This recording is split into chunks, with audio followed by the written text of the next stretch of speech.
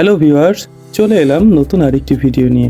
গত পর্বে আমরা দেখেছি কিভাবে মাইক্রোসফট ওয়ার্ডের উইন্ডোটা ওপেন হয়, সেই উইন্ডোর ব্যবহারিক যে কাজগুলো আমরা সেগুলো জানতে পেরেছি। আজ আমরা দেখব মাইক্রোসফট অফিস ওয়ার্ডের হোম ট্যাবের অন্তর্গত যে কাজগুলো আছে সেগুলো দেখব। তো চলুন শুরু করে দেওয়া যাক। প্রথমে মাইক্রোসফট অফিস ওয়ার্ডটি ওপেন করি। এটা হচ্ছে আমার মাইক্রোসফট অফিস ওয়ার্ড। গত পর্বে কিন্তু আমরা দেখেছি এই অপশনটা রুলার, কোনটা মার্জিন, কোনটা পেজ, কোনটা ভার্টিক্যাল বার, কোনটা হরিজন্টাল বার, কিভাবে জুম প্লাস মাইনাস করা যায়, এই কাজগুলো আমরা গত পর্বে দেখেছি। তো এই পর্বে আমরা দেখব হোম ট্যাবের অন্তর্গত যে মেনুগুলো আছে বা যে ফরম্যাটিংগুলো আছে সেই কাজগুলো দেখব। ভিডিওটি শুরু করার আগে যদি কেউ আমার ভিডিওটি নতুন দেখে থাকেন, অবশ্যই আমার চ্যানেলটি সাবস্ক্রাইব করবেন, লাইক এবং কমেন্ট করবেন এবং কমেন্টে আপনাদের মন্তব্য অবশ্যই জানাবেন। আমরা কিন্তু আজকে হোম ট্যাবের যে কাজগুলো দেখব, সব কাজগুলো এখান থেকে পার্ট বাই পার্ট আমরা দেখব। তো চলুন শুরু করে দিই। তো আমি প্রথমে একটি টেক্সট নিয়ে আসি। আমি টেক্সটটি এখানে পেস্ট করে দিলাম। তো এটা হচ্ছে মাইক্রোসফট ওয়ার্ড বিগিনার্স। এখানে আমরা একটা প্যারাগ্রাফের মতো লিখছি। তো এখানকার কাজগুলো আমরা কিভাবে করব সেটা দেখব। তো হোম ট্যাবে আমরা বর্তমানে আছি। হোম ট্যাবে প্রথম যে মেনুটা সেটা হচ্ছে পেস্ট। পেস্টের কাজ আমরা কম বেশি সবাই জানি। পেস্ট হচ্ছে কোনো কিছু লিখে সেটাকে কপি করে আমরা পেস্টের মাধ্যমে সেই লেখাটা বারে বারে আনতে পারি। এই যে লেখাটা আমরা সিলেক্ট করব। প্রথমে আমি লেখাটা সিলেক্ট করব, করার পরে আমার প্রথম কাজ হবে এই লেখাটাকে কপি করা। কপিতে ক্লিক করব, করার পরে এখন এই লেখাটার শেষে ক্লিক করে যদি আমি পেস্টে ক্লিক করি, আমার এই লেখাটা কয়বার আসলো? 2 বার। তাহলে আমি যতবার পেস্টে ক্লিক করব আমার লেখাটা কি হবে? ততবার আসতে থাকবে। পেস্টের মাধ্যমে কোনো লেখা যতবার খুশি ততবার আনানো যায়। এই লেখাটা আমি আবার মুছবো কিভাবে? লেখাগুলো সিলেক্ট করে ব্যাক স্পেসও দিতে পারি বা ডিলিটও দিতে পারি। যে কোনো একটা দিলে আপনার লেখাগুলো মুছে যাবে।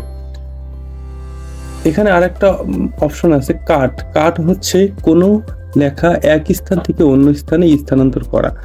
তো আমরা যদি এই লেখাটা এভাবে সিলেক্ট করে যদি কাটে ক্লিক করি, দেখেন আমি যে লেখাটা সিলেক্ট করলাম সেই লেখাটা কিন্তু এখানে নেই। কি হয়ে গেছে? লেখাটা কাট হয়ে গেছে। তো কাটকৃত লেখাটাও পেস্টের মাধ্যমে আনা যায়। তো কাট করার পরে আমি লেখার শেষে ক্লিক করে যদি আমি পেস্টে ক্লিক করি, তাহলে দেখা যাবে যে এই লেখাটা কি হয়ে গেছে? কপির মতো পেস্ট হয়ে গেছে। কাট এবং কপি দুইটা কিন্তু আলাদা আলাদা জিনিস। কপি করলে যেখানে কপি করব সেখানেও থাকবে এবং কাট করলে কিন্তু ওইখানে থাকবে না। ওইখান থেকে কেটে আমার যেখানে দরকার সেখানে আমি নিয়ে আসতে পারবো। তো কাট, কপি এবং পেস্ট, এই তিনটা আশা করি বুঝতে পেরেছেন। কাট করি বা কপি করি, যেটাই করি আমরা পেস্টের মাধ্যমে এটা নিয়ে আসতে পারবো।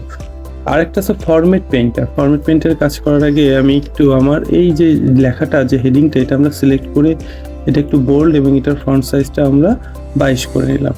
তো এই যে লেখাটা আমি বোল্ড এবং 22 করছি, এই লেখাটা একটু কালার করি, সিলেক্ট করে এখানে কালার করে দিই, কালার করে দিলাম। তো এই যে আমি যে ফরম্যাটিংয়ের যে কাজটা করছি, এই লেখা, এই হেডিংটা আমি নিচের লেখাগুলো সেম ফরম্যাটিংয়ের কাজ করতে চাই।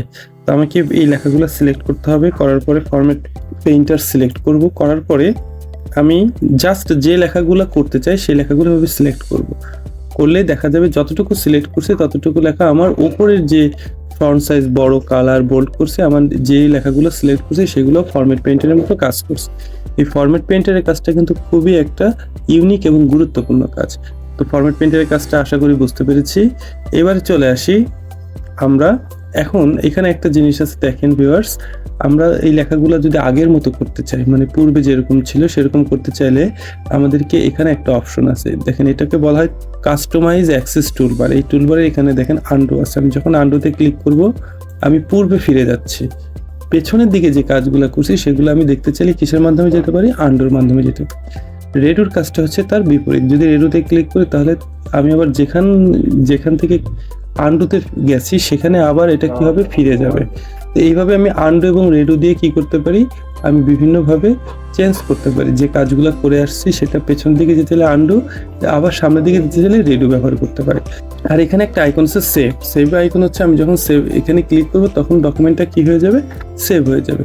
এই তিনটা কিন্তু খুবই গুরুত্বপূর্ণ একটা কাজ। তো আমরা ক্লিপবোর্ডের এই কাজগুলো দেখলাম। ভিউয়ার্স, এখন আমরা চলে আসি ফন্টে। ফন্ট হচ্ছে আমি এখানে কোন ফন্টে লিখবো সেটা এখান থেকে আমরা সিলেক্ট করতে পারি। তো এখানে আমার লেখা আছে টাইমস নিউ রোমান। তো আমি যদি এখানে ক্লিক করি দেখা যাবে ফন্টের লিস্ট চলে আসছে। এখানে কিন্তু বিভিন্ন ধরনের ফন্ট আছে। তো এখান থেকে স্ট্যান্ডার্ড ফন্টটা হচ্ছে টাইমস নিউ রোমান। এটা আমরা সবসময় রেখে লেখার চেষ্টা করব। ম্যাক্সিমাম কম্পিউটারে ক্যালিব্রিয়া থাকে, এগুলো সিলেক্ট করা থাকলে আপনারা এখান থেকে টাইমস নিউ রোমানটা সিলেক্ট করে নেবেন। তো ভিউয়ার, যদি আমি এখানে যে ফন্টগুলাই লিখছি এই লেখাগুলো সিলেক্ট করি, পুরোটা লেখা আমি যদি সিলেক্ট করি, করে আমি ফ্রন্টের এখানে যাব, গিয়ে যদি আমি এটা দিই এরিয়াল ব্ল্যাক, দেখেন আমার এখানে কিন্তু ফ্রন্ট কি হয়ে গেছে, চেঞ্জ হয়ে গেছে। তো এইভাবে আমরা ফ্রন্ট ইচ্ছা মতো চেঞ্জ করতে পারি। নিচে কিন্তু আরও ফ্রন্ট আছে, আমরা একটু যাই, একটু স্টাইল ফ্রন্ট নিয়ে আমরা, ধরেন এটা একটা স্টাইল ফ্রন্ট, এটা যদি আমি সিলেক্ট করি তাহলে আমার লেখাগুলো কেমন হয়ে যাবে, যে ফ্রন্টে সিলেক্ট করবো সেই ফ্রন্টই হয়ে যাবে। কিন্তু আমাদের মনে রাখতে হবে স্ট্যান্ডার্ড ফ্রন্ট হচ্ছে টাইমস নিউ রোমান, তো আমরা সবসময় এটা টাইমস নিউ রোমানে রেখে লেখার চেষ্টা করব। তাহলে ফ্রন্ট আশা করি বুঝতে পেরেছেন। এটা হচ্ছে ফ্রন্ট সাইজ। ফ্রন্ট সাইজটা কিন্তু খুবই গুরুত্বপূর্ণ। ফ্রন্ট সাইজ হচ্ছে আমার লেখার সাইজটা কত বড় হবে সেটা এখান থেকে নির্ধারণ করতে পারি। তো আমার এখানে ফ্রন্ট সাইজ আছে, দেখেন এখানে আছে 22, এখানে আমার লিখছি 12, দুইটা কিন্তু আলাদা আলাদা সাইজ। তো আমি যদি সবগুলো একই সাইজে করতে চাই তাহলে লেখাগুলো সিলেক্ট করতে হবে। সিলেক্ট করাটা খুব সহজ, লেখার শেষের থেকেও করা যায়, লেখার শুরু থেকেও করা যায়। তো আমি শুরু থেকে যদি করতে চাই, মাউসে ক্লিক করে ধরে নিচে আসবো, তাহলে লেখাগুলো কী হয়ে যাবে, সিলেক্ট হয়ে যাবে। আবার যদি নিচে থেকে করতে, নিচ থেকে গিয়ে এভাবে আমি সিলেক্ট করতে পারি। সিলেক্ট করার পর আমরা এখানে ফ্রন্ট সাইজে যাব, গিয়ে এখানে আমি যদি 20 করে দিই তাহলে সবগুলোর সাইজ কত হয়ে যাবে, 20। আমি যদি এখানে ক্লিক করে দিই 8 করে দিই তাহলে সবগুলোর সাইজ হয়ে যাবে 8। তবে স্ট্যান্ডার্ড ফ্রন্ট সাইজ মেনটেন করার চেষ্টা করবো। স্ট্যান্ডার্ড ফ্রন্ট সাইজ হচ্ছে 12। আর বিশেষ করে আমরা এখানে ফ্রন্ট সাইজটা আমাদের প্রয়োজন মতো ব্যবহার করতে পারি, তবে ফ্রন্ট সাইজটা বেশি বড় করলে সেটা খারাপ দেখায়। তো ফ্রন্ট সাইজটা একটা স্ট্যান্ডার্ড ফরম্যাটে রাখার চেষ্টা করব। ফ্রন্ট সাইজের পাশে আছে দেখেন গ্রো ফ্রন্ট আর হচ্ছে শ্রিক ফ্রন্ট, এটাও কিন্তু এটার সাহায্যে ফ্রন্ট সাইজ বাড়ানো এবং কমানো যায়। তো আমি লেখাটা যদি সিলেক্ট করে গ্রোতে ক্লিক করি, দেখেন ফ্রন্টটা কি হচ্ছে, বাড়ছে। আর শ্রিকে দিলে কি হবে, ফ্রন্টটা কমবে। সর্বনিম্ন ফ্রন্ট সাইজ হচ্ছে 1, আর সর্বোচ্চ ফ্রন্ট সাইজ 1600-র ওপরে। এইভাবে আমরা ফ্রন্ট সাইজ বাড়াইতে পারি, কমাইতে পারি। এরপরে যে মেনুটা আছে সেটা হচ্ছে, এখানে যে আরেকটা মেনু আছে সেটাকে বলা হয় চেঞ্জ কেস। চেঞ্জ কেসের কাজটা খুবই গুরুত্বপূর্ণ। এটা চেঞ্জ কেসটা বেশি ব্যবহৃত হয় ইংলিশ টাইপিং এর ক্ষেত্রে। তো আমি এই যে মাইক্রোসফট ওয়ার্ড ফর বিগিনার্স এই লেখাটা যে লিখেছি, এই লেখাটা আমরা সিলেক্ট করব, করে চেঞ্জ কেসে যাব। চেঞ্জ কেসে গেলে 5টা অপশন দেখাবে এখান থেকে।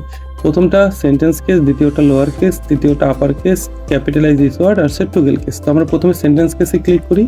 তো সেন্টেন্স কেসে ক্লিক করার পর কোনো পরিবর্তন হয়নি। তো আমরা আবার যাই চেঞ্জ কেসে গিয়ে আমি প্রথমে লোয়ার কেস করে নেব। লোয়ার কেস করার পরে দেখেন ভিউয়ার্স, আমার এখানে কিন্তু এমটা ছোট হাতের হয়ে গেছে, ডাব্লিউটা ছোট হাতের হয়ে গেছে, বিটা ছোট হাতের হয়ে গেছে। কিন্তু এইভাবে কিন্তু আমার ছিল না, আমার প্রত্যেকটা ওয়ার্ডের ফার্স্ট অক্ষর কি ছিল, বড় হাতের ছিল। কিন্তু আমি এখান থেকে চেঞ্জ কেসের মাধ্যমে সব লোয়ার কেস করে দিয়েছি, মানে সব ছোট হাতের হয়ে যাবে। এখন যদি আমি এটা আপার কেস করে দিই তাহলে সব কি হয়ে গেল, বড় হাতের হয়ে গেল। এইভাবে আমি ছোট হাতের লেখাকে বড় হাতের লেখা এবং বড় হাতের লেখাকে ছোট হাতের লেখায় পরিবর্তন করতে পারি কিসের মাধ্যমে, চেঞ্জ কেসের মাধ্যমে। তো এখানে আরেকটা অপশন আছে ক্যাপিটালাইজ ইচ ওয়ার্ড, মানে প্রত্যেকটা ওয়ার্ডের ফার্স্ট অক্ষর কি হবে, বড় হাতের হয়ে যাবে।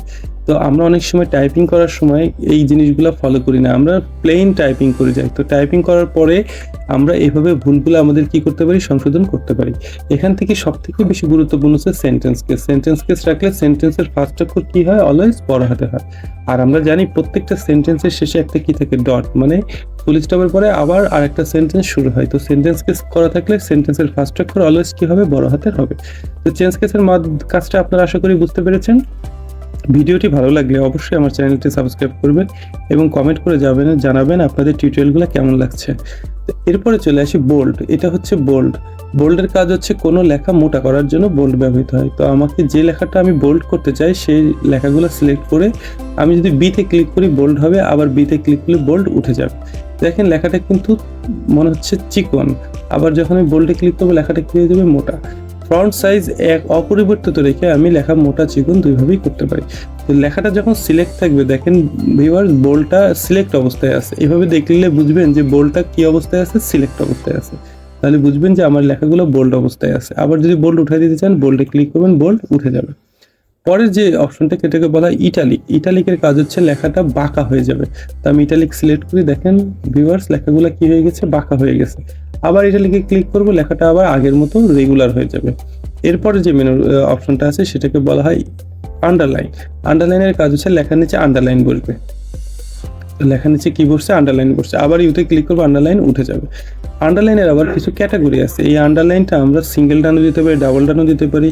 তো আন্ডারলাইনের অ্যারোতে ক্লিক করে দেখেন এটা ডাবল টান, এটা মোটা, এটা ড্যাশ টান। এই আন্ডারলাইন এগুলো আমরা আন্ডারলাইন স্টাইল করতে পারি। তো আপনাদের যেটা প্রয়োজন হবে সেটা এখান থেকে ব্যবহার করবেন। এরপরে যে অপশনটা আছে এটাকে বলা স্ট্রাইক থ্রো। স্ট্রাইক থ্রোর কাজটা একটু ডিফিকাল্ট। এটা আমাদের সচরাচর ব্যবহার হয় না। তা আমরা অনেক সময় আমাদের ডকুমেন্টের ভিতরে ভুল প্রমাণ করতে হয় বা আমরা ক্রস দিয়ে একটা মাঝখান থেকে একটা টান দেওয়ার প্রয়োজন হয়, তো সেটা আমরা কম্পিউটারে কিভাবে দেবো, সেটা স্ট্রাইক থ্রোর মাধ্যমে দেবো। তো ভিউয়ার্স, ধরেন আমার এই লাইনটা ইন দিস ভিডিও, এই লাইনটা আমাদের ভুল হয়েছে, তাহলে এটা সিলেক্ট করে আমরা যদি স্ট্রাইক থ্রোতে ক্লিক করি, লেখার মাঝখানে একটা ক্রস দাগ আসছে, তার মানে যে এই লেখাটা যে আমার ভুল সেটা আমি এই কম্পিউটারেই প্রমাণ করতে পারবো। আবার এটা উঠাবো কিভাবে, এই লেখাটা সিলেক্ট করে আমি আবার স্ট্রাইক থ্রোতে ক্লিক করব, করলেই লেখাটা মাঝখানের দাগটা উঠে যাবে। তো এই যে কিছু কিছু এগুলাকে বলা হয় সমস্ত কিছু ফরম্যাটিং এর কাজ। এই ফরম্যাটিং এর কাজগুলো কিন্তু খুবই গুরুত্বপূর্ণ এবং খুব ইউনিক। আপনারা ভালোভাবে দেখবেন ভিডিওটি না টেনে, তাহলে ভালোভাবে বুঝতে পারবেন। তো এরপরে চলে আসে আমাদের, এটাকে বলা হয় সাবস্ক্রিপ্ট, এটা হচ্ছে সুপারস্ক্রিপ্ট। আমরা জানি যে আমাদের অনেক সময় পাওয়ার নিচে পাওয়ার উপরে লিখতে হয়, তো আমরা এই দুইটা অপশন ব্যবহার করে বা এই দুইটা ফরম্যাটিং অপশন আমরা ব্যবহার করে লিখতে পারবো। ধরেন আমরা লিখবো পানির সংকেত, তো পানির সংকেত কত, H2O, তাহলে আমরা ফার্স্টে H লিখি, এবার টুটা বসবে কোথায়, নিচে, পাওয়ার নিচে। যখনই আমাদের পাওয়ার নিচে লাগবে তখনই আমাদের দিতে হবে সাবস্ক্রিপ্ট। তো সাবস্ক্রিপ্টটা সিলেক্ট করে আমরা যখন এখান থেকে কিবোর্ড থেকে 2 লিখবো, 2 লেখার পর দেখেন ভিউয়ার্স, এটা কিন্তু 2টা নিচে চলে আসছে।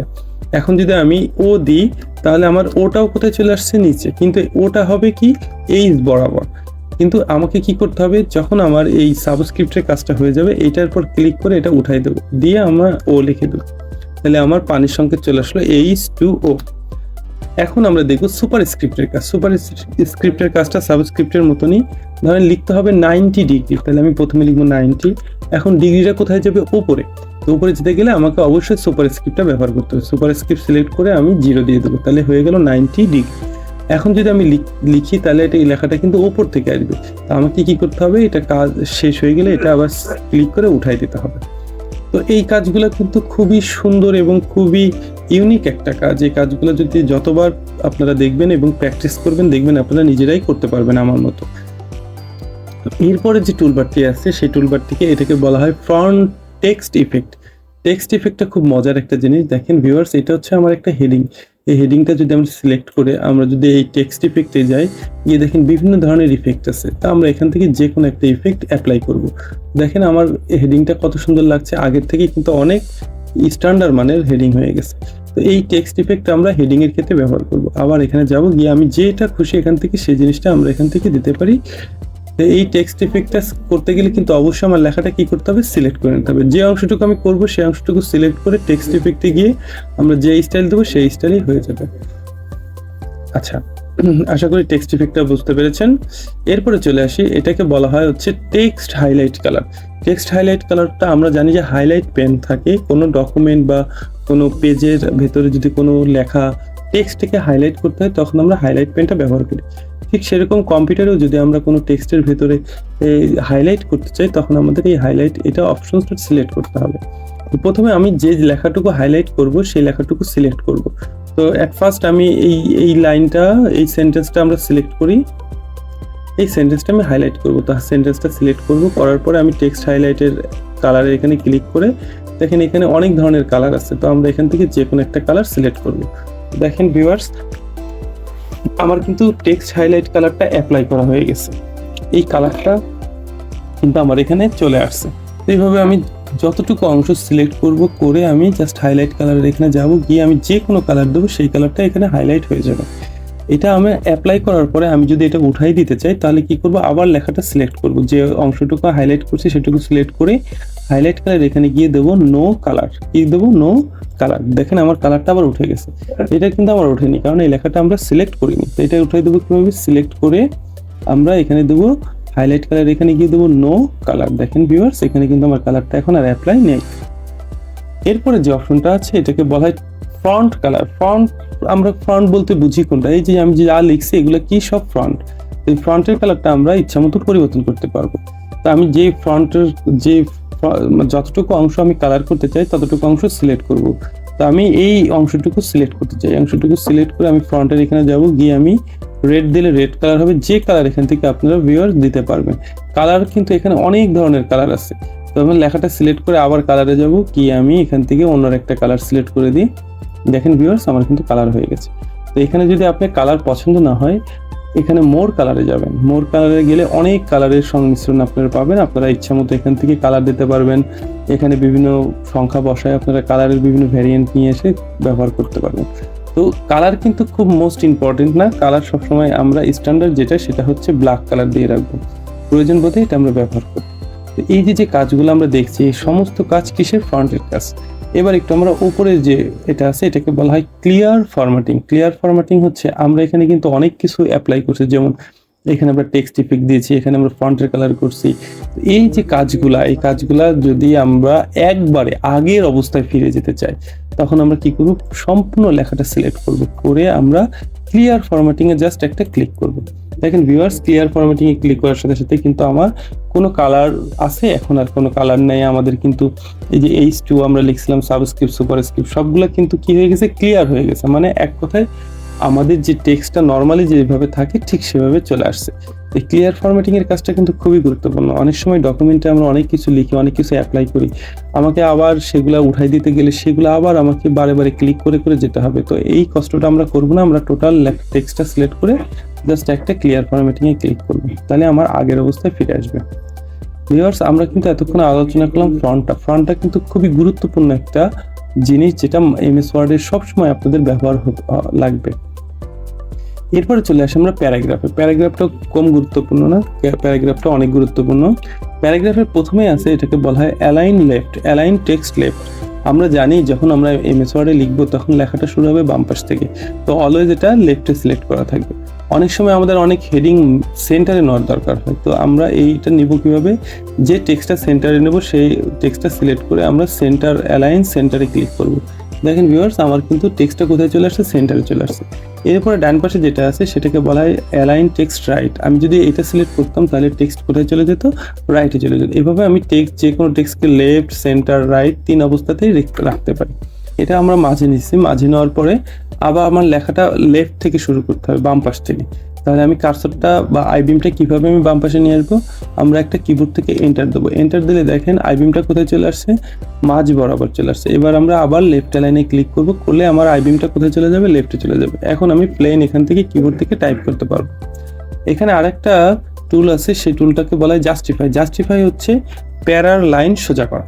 এক কথায় আমরা প্যারার লাইন সোজা করবো। এখানে যে লেখাগুলো লিখছি এটা কিন্তু আমার একটা প্যারা। এই প্যারার দেখেন এই লাইনটা ইউ এই পর্যন্ত আসেনি, অফ এই পর্যন্ত আসছে, আই, এই যে লাইনগুলো অসমান, এই লাইনগুলো আমি সমান করতে পারি জাস্টিফাইয়ের মাধ্যমে। তো প্যারা লেখার পরে আমি প্যারাগুলো সিলেক্ট করব, করে আমি জাস্ট একটা জাস্টিফাই ক্লিক করব। দেখেন ভিউয়ার্স, আমার কিন্তু প্রত্যেকটা লাইন কি হয়ে গেছে? এই মার্জিন বরাবর চলে আসছে। তো কখনোই এভাবে রাখা যাবে না, রাখলে যখন আমি এটা প্রিন্ট দেবো তখন সেটা দেখতে খারাপ লাগবে। আমাকে অবশ্যই প্রত্যেকটা লাইন মার্জিন বাম পাশ থেকে এবং ডান পাশ পর্যন্ত সমান রাখতে হবে। তো এই কাজগুলো, প্যারাগ্রাফের এই কাজগুলো কিন্তু খুবই গুরুত্বপূর্ণ। আপনারা খুব ভালোভাবে দেখবেন এবং নিজেরা প্র্যাকটিস করবেন। আর ভিডিওটি অবশ্যই যদি ভালো লেগে থাকে আমাকে কমেন্ট করে জানাবেন কেমন লাগছে আপনাদের। এরপরে চলে আসি, আমাদের এখানে উপরে আছে বুলেট অ্যান্ড হচ্ছে নাম্বার। বুলেটের কাজ হচ্ছে সাংকেতিক চিহ্ন দিয়ে আমরা বিভিন্ন টাইপিং করতে পারি। তো আমরা এখান থেকে যাই, এখান থেকে একটা বুলেট সিলেক্ট করি, এই বুলেট সিলেক্ট করলাম। এখানে আমি ধরেন লিখলাম ম্যাঙ্গো, এন্টার দিলাম।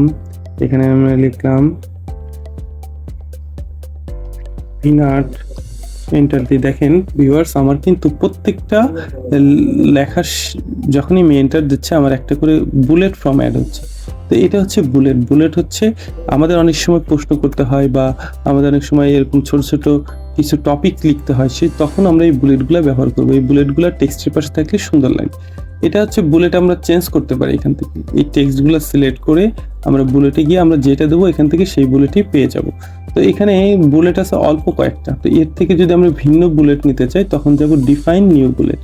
বুলেটে যাওয়ার পর যাব এখান থেকে পিকচার ব্যবহার করতে পারি। তো পিকচারে যাই, পিকচারে গেলে আমরা দেখবো এখানে অনেক বুলেট আছে। দেখেন ভিউয়ার্স, একটু নিচে আসি, ভার্টিক্যাল বার ধরে দেখেন এগুলো কিন্তু কালারফুল বুলেটস।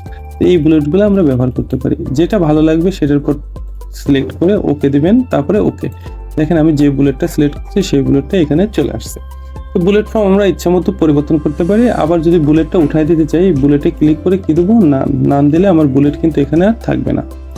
এটা হচ্ছে নাম্বার। নাম্বার হচ্ছে বুলেটের মতো কিছুটা, আমরা নাম্বার দিলে 1 2 3 দিয়ে বা ABCD দিয়ে আমার সিরিয়ালগুলো হবে। তা আমি যদি 1 2 দিই 1 2 হবে, ABC দিলে ABC হবে, ABC ছোট হাতের আছে, আবার রোমান সংখ্যা আছে, আপনার যেটা খুশি সেটা দিতে পারেন। ধরেন আমি ABC দিলাম, দেওয়ার পরে আমি এটা আবার উঠাই দেবো, তাহলে এই নাম্বারে গিয়ে আমরা এই নাম দিয়ে দেবো, এটা নাম্বারটা উঠে যাবে। এভাবে আমরা বুলেট এবং নাম্বার দুইটাই কিন্তু ব্যবহার করতে পারি। ভিউয়ার্স, ধরেন আমি এখানে নাম্বার ব্যবহার করছি, করার পরে দেখেন আমার এই যে 1 2 এটা কিন্তু মার্জিন থেকে অনেকটা দূর সরে আসছে। তো এটা আমরা কিভাবে মার্জিন বরাবর নিব? তো আমি আবার টেক্সটগুলো সিলেক্ট করব, করে এখানে একটা অপশন আছে দেখেন, এটাকে বলা হয় ডিক্রিজ ইনডেন্ট, আর একটা হচ্ছে ইনক্রিজ ইনডেন্ট। ডিক্রিজ করলে হচ্ছে মার্জিন থেকে বুলেটগুলা সরে গেলে এটা আমরা এটার মাধ্যমে ডিক্রিজ করে দিতে পারি, আর ইনক্রিজ করলে কি হবে, এটা কিন্তু বাড়বে। তো এই দুইটা কিন্তু বুলেট এবং নাম্বার ব্যবহার করার পরে আপনারা এটা ব্যবহার করবেন, ডিক্রিজ এবং ইনক্রিজ। ভিউয়ার্স, এগুলো আশা করি বুঝতে পারছেন খুব সুন্দর করে, কিন্তু আমি এদের পুঙ্খানুপুঙ্খভাবে এবং কোনটার কাজ কিভাবে আমি প্র্যাকটিক্যালি কিন্তু আপনাদের বুঝিয়ে দিচ্ছি। ভিডিওটা কিন্তু লং হচ্ছে, আপনারা দয়া করে ভিডিওটা না টেনে সম্পূর্ণ দেখার চেষ্টা করবেন, তাহলে এমএস ওয়ার্ডের আপনারা বস হয়ে যাবেন, আপনারা কোনো কাজে কখনোই বাদবেন না, আমার বিশ্বাস। তো এখন ভিউয়ার্স আমরা একটু যাই, এখানে এটাকে বলা হয় লাইন স্পেসিং। এটা কিন্তু খুবই গুরুত্বপূর্ণ একটা জিনিস। এই মাইক্রোসফট অফিস ওয়ার্ডে অনেক সময় আমরা অনেক টেক্সট লিখি, লেখার পরে দেখা যায় যে লিখতে লিখতে আমার একই পেজের ভিতরে আটতেছে না, তখন কিন্তু আমাকে বাধ্য হয়ে সেকেন্ড পেজে যেতে হবে। তো এই লাইন স্পেসিং এর কাজটা যদি আমরা করতে পারি, তাহলে দেখা যাবে অনেক তথ্য আমরা একটা পেজের মধ্যে আটাতে পারবো। ভিউয়ার্স, আমরা একটু দেখি এই যে লাইন স্পেসিংটা কি। মূলত লাইন স্পেসিং বলা হয় এক লাইন থেকে আরেক লাইনে যে মধ্যবর্তী দূরত্ব, এটাকে বলা হয় লাইন স্পেসিং। তো আমরা লাইন স্পেসিং কিভাবে কমাবো? তো টোটাল টেক্সট আমরা সিলেক্ট করব, সিলেক্ট করার পর আমরা লাইন স্পেসিং এ যাব। এটা কত দেওয়া আছে? 1.15। এই 1.15টা হচ্ছে স্ট্যান্ডার্ড লাইন স্পেসিং সাইজ। তো এটা যদি আমি 1 করে দিই, দেখেন ভিউয়ার্স, আমার কিন্তু লাইন মাঝখানে যে দূরত্বটা এটা কি হয়ে গেছে, চেপে গেছে। তো এইভাবে আমি লাইন স্পেসিং বাড়ায় এবং কমায় আমরা লেখার মধ্যবর্তী পেজের সংখ্যা বা পেজের ভিতরে অনেক তথ্য কি করতে পারি, ব্যবহার করতে পারি। আরেকটা জিনিস মনে রাখতে হবে, আমাদের লাইন স্পেসিং অনেক সময় উপর থেকেও হয়, নিচ থেকেও হয়। এখানে দেখবো রিমুভ স্পেস আফটার প্যারাগ্রাফ, প্যারাগ্রাফের নিচে এবং প্যারাগ্রাফের উপরে দুইভাবে লাইন স্পেসিং বাড়ানো যায়। এই রিমুভ অপশনটা আসলে আমরা এটা রিমুভ করে দেবো। রিমুভ করে দিলে কি হবে, অটোমেটিক লাইন স্পেসিং যতটুকু দরকার আমার কম্পিউটার অটোমেটিক ততটুকু নিয়ে নেবে। আর এখান থেকে যে অপশনগুলো আছে, যেমন 1.15, 1.52, 2.5, 3.5, এগুলো আমরা ইচ্ছা মতো আমরা যখন যেটা ব্যবহার হবে সেটা আমরা এখান থেকে ব্যবহার করব। তবে স্ট্যান্ডার্ড হচ্ছে 1.15, 1 হচ্ছে সর্বনিম্ন, এর নিচে আর নামা যাবে না। তারপরে এর উপরে আপনি যেতে পারেন আপনার কাজের উপর ভিত্তি করে। তো আমরা এখান থেকে 1.15টা করে দেবো। দেখেন একটা স্ট্যান্ডার্ড মানের ফাঁকা কিন্তু আমার এখানে আছে। ভিউয়ার্স, এবার আমরা চলে আসি আর একটা গুরুত্বপূর্ণ কাজে, সেটা হচ্ছে এটাকে বলা হয় শ্যাডো। কি বলা হয়? শ্যাডো। শ্যাডোর কাজ হচ্ছে আমরা অনেক সময় হেডিং এর এই লাইনটা বরাবর একটা কালার করতে চাই, তাই এই কালারটা সিলেক্ট করব, এই হেডিংটা সিলেক্ট করব, করে আমি শ্যাডোতে যাব, গিয়ে আমি যে কোনো একটা কালার দিয়ে দেবো। দেখেন ভিউয়ার্স, আমার কিন্তু এই লাইনের পেছনে, এই টেক্সটের পেছনে কিন্তু কালার হয়নি, টেক্সটটা শুরু হয়েছে যেখান থেকে এবং টেক্সটটা শেষ হয়েছে, এই লাইন বরাবর কি হয়েছে, একটা শ্যাডো কালার হয়েছে। এইভাবে আমি যদি মনে করি কোনো টেক্সট বা কোনো হেডিংকে যে হাইলাইট করতে চাই, বা এটা যদি একটু কালারফুল করে প্রিন্ট করতে চাই, তখন আমি এই শ্যাডো কালারটা ব্যবহার করতে পারি। আবার এটা উঠাবো কিভাবে? এই হেডিংটা সিলেক্ট করে কালারে গিয়ে কি দিয়ে দেবো, নো কালার। দেখেন ভিউয়ার্স, আমার কালার উঠে যাবে। এইভাবে আমি যে কোনো একটা প্যারাও কালার করতে পারি। পুরো প্যারাটা সিলেক্ট করে যদি আমি কালারে এখানে গিয়ে আমি যদি একটা কালার দিই, দেখেন ভিউয়ার্স, পুরা এটা কি হয়ে গেছে, কালার হয়ে গেছে। যদি এটা আপনারা কালার প্রিন্টারে প্রিন্ট করেন, তাহলে দেখবেন যে এভাবে পিছনে ব্যাকগ্রাউন্ডে একটা কালার সহ প্রিন্ট হবে। এটা আবার উঠাই দেবো কিভাবে? সিলেক্ট করে আমরা শ্যাডোতে গিয়ে এটা দেবো নো কালার। এভাবে দেখেন এই কাজগুলো কিন্তু খুবই মজার কাজ। আপনারা কাজ করলে আপনারা বুঝতে পারবেন যে কাজগুলো আসলে অনেক সুন্দর এবং খুব মজার। ভিউয়ার্স, এবার আমরা একটু আসি, আমাদের এখানে আরো দুইটা টুলবার আছে, ফরম্যাটিং এর কাজ আছে। এই তিনটা কাজ আমরা একটু পরে দেখি। এই তিনটা কাজ আমাদের অন্য রিলেটেড কাজ। তো এখানে দেখেন স্টাইল আছে। স্টাইলটা হচ্ছে এখানে আমাদের অলওয়েজ নর্মালে রাখতে হবে। নর্মালে কেন রাখবো? যেহেতু এটা আমরা অফিসিয়ালি কোনো ডকুমেন্টের কাজ করবো, সেহেতু এখানে আমরা নর্মাল অবস্থায় রাখবো। এখানে অনেক স্টাইল আছে, এই স্টাইলগুলো আপনারা দেখতে পারেন, কিন্তু এই স্টাইলগুলো অ্যাপ্লাই করবেন না। অ্যাপ্লাই করলে আবার আপনাকে যেটাই করেন সেটা আবার নর্মালে ফিরে আসতে হবে। এই স্টাইলগুলো হচ্ছে কাজের ক্ষেত্রে আপনারা ব্যবহার করতে পারেন। অনেক সময় আমাদের অনেক বায়োডাটা লেখা লাগতে পারে, তারপরে আমরা অনেক সময় অনেক অ্যাসাইনমেন্ট তৈরি করি, সেক্ষেত্রে আপনারা এইখান থেকে এই স্টাইলগুলো ব্যবহার করবেন। স্টাইল পরিবর্তন করলে কিন্তু আপনার পেজের ভেতরে যা আছে সব কি হয়ে যাবে, একবারে পরিবর্তন হয়ে যাবে। আর যদি কোনো সময় করে ফেলেন আপনারা আবার ফিরে আসবেন কিসের মাধ্যমে, নর্মালের মাধ্যমে। এরপরে চলে আসি চেঞ্জ স্টাইলটাও ঠিক একই রকম। এটা এখান থেকে আপনারা ফ্রন্ট স্টাইল চেঞ্জ করতে পারবেন, এখান থেকে আপনি কালার চেঞ্জ করতে পারবেন, এখান থেকে আপনি ফ্রন্ট সাইজ ইচ্ছা মতো বাড়াইতে কমাইতে পারবেন। এটাও এক ধরনের স্টাইল। তো এইগুলো আপনাদের ব্যবহার হলে এগুলো আপনারা করবেন। প্যারাগ্রাফ স্পেসিংয়ে গিয়ে দেখেন এগুলা কিন্তু এক এক ধরনের কাজ, আপনারা এগুলো অ্যাপ্লাই করে দেখতে পারেন, তবে এগুলো খুব একটা সচরাচর ব্যবহার হয় না। এরপরে চলে আসি ফাইন্ড অর্থ আমরা জানি খোঁজা। ফাইন্ড হচ্ছে, তো ফাইন্ডে আমরা ক্লিক করার পর একটা ডায়লগ বক্স আসবে। এটা দেখেন, এটা হচ্ছে ডায়লগ বক্স বলে। এই ডায়লগ বক্সে আসার পরে এখানে যদি এখানে একটা ঘর আসছে, সার্চের মতো একটা আইকন আছে। তো এখানে আমরা সার্চ দেব।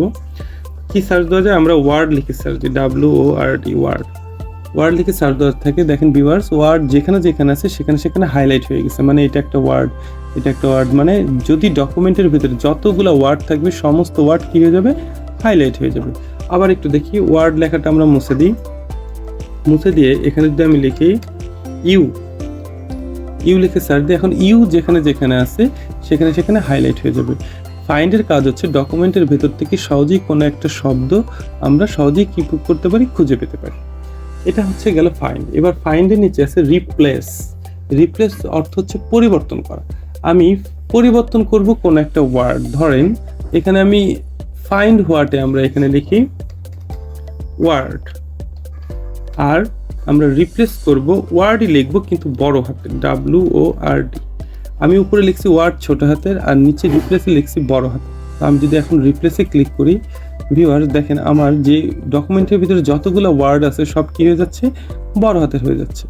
এখানে দুইটা অপশন আছে, সেটা হচ্ছে একটা রিপ্লেস আর একটা রিপ্লেস অল। আপনি একটা করে করতে পারেন। রিপ্লেস অল দিলে এই ডকুমেন্টের ভেতরে যতগুলো আছে, যেমন দেখা যাচ্ছে হ্যাজ মেড 8 রিপ্লেসমেন্ট, মানে আমার 8টা ওয়ার্ড ছিল সব কি হয়ে গেছে? বড় হাতের হয়ে গেছে। এইভাবে আমি ডকুমেন্টের ভেতর থেকে যে কোনো একটা শব্দ আমি বারে না মুছে সেটা আমি একবারে কি করতে পারি? পরিবর্তন করতে পারি। এখন আমি এই ওয়ার্ড, আমি ফাইন্ড হোয়াটে লিখবো ওয়ার্ড, এবং ওয়ার্ডের সাথে আমি ধরেন এখানে পরিবর্তন করতে চাই MS। তো MS লিখে আমি যখন রিপ্লেস অলে ক্লিক করব, দেখেন ভিউয়ার্স আমার কিন্তু প্রত্যেকটা ওয়ার্ড কি হয়ে গেছে? MS আকারে রিপ্লেস হয়ে গেছে।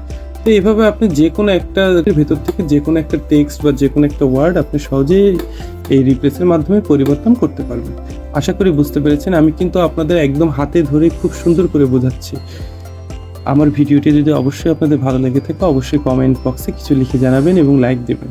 আর আমার চ্যানেলে যদি নতুন হয়ে থাকেন তাহলে অবশ্যই আমার চ্যানেলটা সাবস্ক্রাইব করবেন।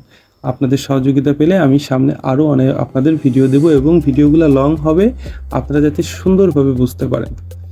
তো চলুন এরপর আমরা শুরু করে দিই। আমরা সিলেক্ট অপশনটা দেখব। সিলেক্ট হচ্ছে আমরা মাউস দিয়ে সাধারণত সিলেক্ট করি, এইভাবে আমরা মাউস ক্লিক করে সিলেক্ট করি। তো আরেকভাবে সিলেক্ট করা যায়, আমরা সিলেক্টে যাই, সিলেক্টে গিয়ে দেখেন সিলেক্ট অল আছে। এই সিলেক্ট অলে চাপ দেবো, দেখেন আমার কিন্তু মাউস দিয়ে সিলেক্ট করতে হয়নি, অটোমেটিক ডকুমেন্টের ভিতরে যত লেখা সব সিলেক্ট হয়ে গেছে। সিলেক্ট আমরা আরেকভাবে করতে পারি, কিবোর্ড থেকে চাপ দিতে হবে Ctrl+A, তাহলে কি হবে? ডকুমেন্টটা সিলেক্ট হয়ে যাবে। এইভাবে আমি সিলেক্ট করতে পারি। এখানে সিলেক্টে আরও কিছু অপশন আছে, যেগুলো আছে সিলেক্ট অবজেক্ট মানতে বোঝাই কোনো ইমেজ যদি আনি বা কোনো শেপ আমরা যখন নেব তখনই সিলেক্ট অবজেক্ট দিয়ে আমরা সিলেক্ট করতে পারি। সিলেক্ট প্যান একটা আছে, সিলেক্ট প্যানও কিছু শেপের কাজ, শেপগুলো আলাদাভাবে দেওয়া থাকলে সেগুলো আলাদাভাবে আমরা এখান থেকে প্যানের মাধ্যমে সিলেক্ট করতে পারি। তো ভিউয়ার্স, হোম ট্যাবটা কিন্তু মাইক্রোসফট অফিস ওয়ার্ডের খুবই গুরুত্বপূর্ণ একটা ট্যাব। এই ট্যাবে কিন্তু মাইক্রোসফট অফিস ওয়ার্ডে আপনারা যখন কাজ করবেন তখন অনেক কাজ এখানে পেয়ে যাবেন। এখানে সবথেকে বেশি গুরুত্বপূর্ণ কাজ হচ্ছে cut, copy paste, front size, bold, italic, underline. এগুলো কিন্তু কমন ফিগার, যেমন align left, centre right, bullet number, এগুলো কিন্তু কমন কাজ। এগুলো আপনারা সবসময় কাজ করতে গেলে এগুলো আপনারা দেখতে পাবেন। ফাইন্ড, রিপ্লেস, সিলেক্ট, এগুলো কিন্তু সবসময় আপনারা কাজ করতে পারবেন। তো আশা করি এই ভিডিওটি অনেক লং হয়ে গেছে, আপনারা অনেক ধৈর্য ধরে আমার ভিডিওটি দেখেছেন, এবং আমার চ্যানেলে যদি নতুন হয়ে থাকেন অবশ্যই চ্যানেলটি সাবস্ক্রাইব করবেন, এবং কমেন্ট বক্সে অবশ্যই কিছু কমেন্ট করে লিখে জানাবেন, যাতে আমি পরবর্তী ভিডিওগুলো দিতে উৎসাহ বোধ করি। ভিডিওটি ভালো লাগলে অবশ্যই আমার চ্যানেলটি সাবস্ক্রাইব করবেন এবং বেল আইকনটি অবশ্যই প্রেস করে রাখবেন, যাতে নতুন ভিডিও পেতে পারেন। ধন্যবাদ।